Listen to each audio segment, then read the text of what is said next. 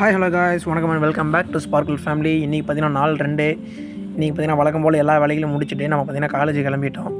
College போய்ட்டு பார்த்தீங்கன்னா morning பிரேக்ஃபாஸ்ட்டாக white ரைஸும் அதுக்கப்புறம் சோயாபீன்ஸும் மீன் மேக்கரும் தான் எடுத்துக்கிட்டோம்.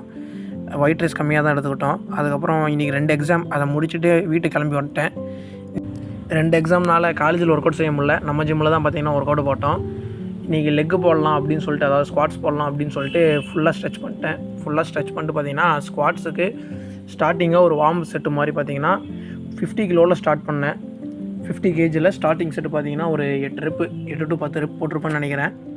ஸ்டார்டிங் செட்டை அதை போட்டு இன்றைக்கி அதே தான். என்னடா ஃபாஸ்ட்டாக போகிறேன்னு கேட்காதீங்க, வீடியோவை ஃபாஸ்ட் பண்ணிட்டேன், ஏன்னா டைம் பற்ற மாட்டேங்குது. அடுத்ததாக பார்த்தீங்கன்னா செட்டுக்கு போயிட்டேன்.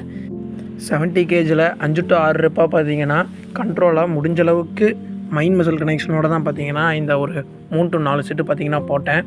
அது ரெப்பிட்டேஷன் போடலை, ஏன்னா இன்றைக்கே ஃபுல்லாக ட்ரை பண்ணிட்டோம்னா அதுக்கப்புறம் நாளைக்கு ஒரு நாள் ரெஸ்ட் விட்டு நம்மளால் அங்கே போய் காம்படிஷனில் போட முடியாதுன்னு சொல்லிட்டு கம்மியாக தான் போட்டேன். அடுத்ததாக 80 கேஜியில் பார்த்தீங்கன்னா ஒரு 3 to 4 ரெப்பிட்டேஷனில் பார்த்தீங்கன்னா 2 செட்டு போட்டேன்.